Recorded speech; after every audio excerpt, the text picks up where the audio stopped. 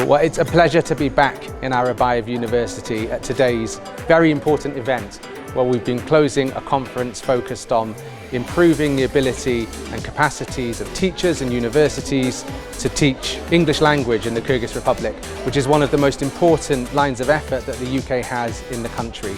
I'm delighted that I was able to come and close the event, meet some of the teachers and give them their certificates. I think they're going to go on to do wonderful, brilliant things for this country, and I hope for the UK-Kyrgyz bilateral relationship.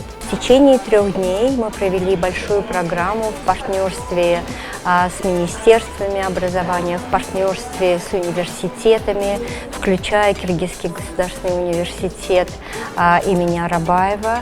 И мы на протяжении 2 дней говорили о необходимости реформирования учебных планов и программ в целях подготовки кадров, будущих преподавателей английского языка, которые будут соответствовать требованиям времени, требованиям работодателей, школ, требованиям родителей и, конечно же, учащихся.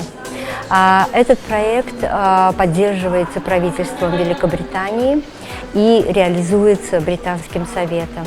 На протяжении 2 дней мы говорили о тех качествах, которыми должен обладать учитель, и тех компетенциях, которыми он должен владеть. И эти компетенции предполагают умение проводить занятия в коммуникативном режиме, в интерактивном режиме.